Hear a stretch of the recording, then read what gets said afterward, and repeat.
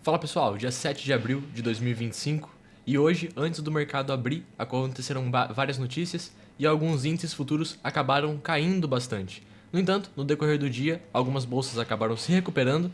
No entanto, a queda ainda foi forte para algumas bolsas, como por exemplo a europeia, onde a bolsa alemã caiu 4,13%, a do Reino Unido 4,38% e a Eurostoxx com 4,31%. As bolsas mais afetadas também foram da Ásia, então o índice aqui de Hang Seng da China caindo 13,22% e a bolsa japonesa caindo 7,83% e ela sofreu um circuit breaker, então ela interrompeu as negociações por alguns momentos devido à forte volatilidade. Já o Ibovespa teve uma queda até que normal hoje, 1,31%, não é uma queda igual a aconteceu na Europa ou na Ásia, mas também foi uma queda que derrubou o preço de algumas ações. E um indicador que motivou bastante a queda da Petrobras que aconteceu hoje foi o Brent do petróleo, que atingiu $61,16. Nesse intervalo, o petróleo chegou a ser negociado abaixo de $60, mas recuperou, no entanto ainda está bem aquém do que estava alguns dias atrás, acima de $70 por barril. Isso pode impactar diretamente o preço das petrolíferas, como por exemplo a Petrobras, a Prio e outras que trabalham com a receita em dólar do Brent. E sempre que acontece de um mercado entrar em pânico, uma pergunta vem à tona: será que é a hora de comprar ouro? Isso acontece porque o ouro é visto historicamente como reserva de valor, ou seja, um ativo que tende a preservar o poder de compra em tempos de crise, alta inflação ou até uma instabilidade global, diferente das ações que representam empresas e dependem do crescimento econômico de um país ou do mundo todo. O ouro costuma atrair investidores justamente quando reina o medo. Mas será que faz sentido para todo mundo?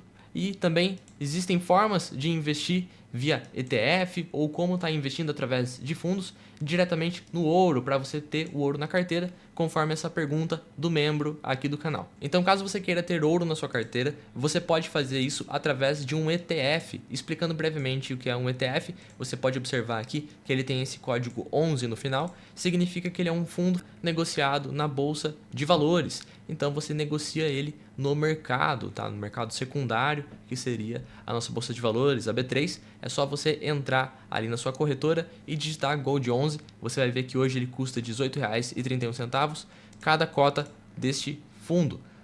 O fundo ele não tem um histórico tão longo. Se eu colocar 10 anos aqui no Investidor 10, eu tenho desde 2020. E aqui ele até comenta, caso você tivesse investido R$ 1.000 nesse período, você teria hoje R$ 1.825,62. Corta essa parte aqui dos 10 anos, porque ele não tem todo esse período. E você vê que em todas as janelas, em um ano ele subiu 49%, em 13 meses 9,39% e em um mês 4,51%. Nessa janela de tempo, o Gold 11 bateu sim o CDI. Você vê que durante um bom tempo, até o final de 2023, ele ficou de lado e aí, de repente, ele começou a subir e acabou superando o CDI nessa janela de tempo. E alguns outros pontos para sempre ficar de olho em relação a utilizar o ouro como reserva de valor. O primeiro é que o ouro não pode se multiplicar, então caso você tenha comprado 1 kg de ouro hoje, daqui a 1, 2, 3, 10 anos, você ainda terá 1 kg de ouro. Então ele não consegue se propagar, se multiplicar, ele não tem esse efeito multiplicador como outros ativos. Ele também não é um ativo gerador de renda, então ele depende muito do perfil e estratégia do investidor. Por exemplo, eu não tenho hoje nenhum recurso alocado em ouro, porque ele não cumpre esse requisito de gerar renda. Eu invisto em ativos que podem me gerar renda, pagar um provento mensal, poder reinvestir ou futuramente utilizar para minha aposentadoria. Apesar de ser chamado de reserva de valor, ele também pode oscilar bastante, ocorrendo algumas quedas, como por exemplo, se a gente puxar o gráfico dos últimos 5 dias, o ouro ele também teve uma queda. Então olha só, esse mesmo ETF que a gente está falando, o Gold 11, nos últimos 5 dias ele apresentou uma queda de 2% e essa volatilidade dele pode acabar gerando algum tipo de prejuízo dependendo do prazo ou da oportunidade que você tenha para vender. Então, caso você queira utilizar o recurso no curto prazo, você pode ver uma queda e acabar perdendo um pouco de valor. E o último ponto é que ele depende bastante do cenário macroeconômico. Então, quando ocorrem algumas quedas, alguns investidores tendem a ficar com medo e começam a vender os seus ativos, as suas ações, as suas empresas e alocar em outros lugares, como renda fixa ou até mesmo o ouro, como a gente está falando. No entanto, uma coisa que eu quero mostrar é que quedas são muito normais e eu trouxe aqui desde 2010, desde 2009 aqui mais ou menos. O Ibovespa teve muitas quedas, como por exemplo em 2016, onde ele teve 50% de drawdown. O que seria isso? Seria a maior queda, a queda em relação ao seu pico. Olha só que na pandemia, chegando também bem perto de 50%. E essa queda hoje está aqui. Esse é o drawdown hoje do Ibovespa, de 5,9%. Aqui eu estou utilizando o BOVA11, que também é um ETF que replica o índice Ibovespa. Então, apesar de ter ocorrido algumas quedas, a gente ainda teve apenas um drawdown de 5,9%, uma queda de 5,9% em relação ao pico. E esse é um item muito importante para o retorno do acionista. Caso você tenha comprado no menor patamar de 2016, naquela crise, você teria tido um retorno até hoje de 236,54% no BOVA11. No entanto, quando você seleciona os ativos em específico, como por exemplo o Banco Itaú, você teria tido um retorno de 394%. Apenas para curiosidade, 236,54% nessa janela de tempo, é mais ou menos 9,32 anos, daria um retorno de 13,9% ao ano, tá? Considerando então um fundo de 2016. Já no Banco Itaú, 394,39%.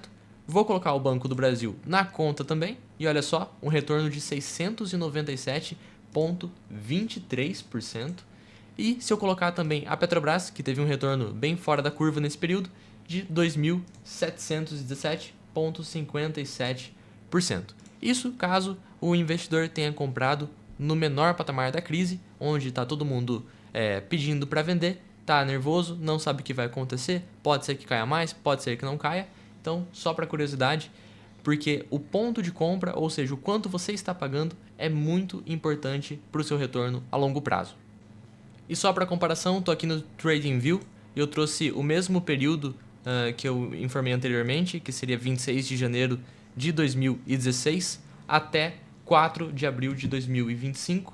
E nesse período, o ouro saiu desse patamar aqui de aproximadamente, vamos colocar aqui para deixar bem perto, 1164, 1182, mais ou menos aqui 1182, e chegou a 2.990 agora, tá bom? Isso aqui são em dólares e esse XAU-USD seria o preço spot em relação ao dólar americano da onça, tá? O preço da onça em relação ao dólar americano. E utilizando esse valor de mais ou menos 1.182,20, fazendo o retorno acumulado então, temos um valor final de 2.990,81, um retorno, uma posição inicial de 1.182,20 dividido por 1.182,20 aproximadamente, tá pessoal? Dividido, tira 1 e multiplica por 100, temos um retorno de 152,98%. E só lembrando, o Ibovespa nesse período, conforme eu trouxe aqui no gráfico, deu 236%. Tá? Então, apesar de ser uma reserva de valor, as ações, que são ativos voláteis, se valorizam ou se beneficiam de quando ocorre uma oscilação grave no mercado, considerando que o mercado venha a se recuperar, tá bom? E é isso o vídeo de hoje, pessoal. Espero que vocês tenham gostado. Não quero dizer para ninguém comprar ou vender ouro, comprar ou vender ativos ou alocar em renda fixa, não estou falando nada disso. Na verdade, estou só trazendo alguns números para a gente estar entendendo como é que funciona o mercado. A verdade é que depende muito do perfil e estratégia de cada investidor. Crie sua estratégia, foque nela e também não entre em desespero quando ocorrer algum movimento negativo nos mercados, tá bom? O mercado é cíclico, como muitos investidores dizem, muitos escritores escreveram, apenas se mantenha firme na sua estratégia. É isso, até a próxima e tchau!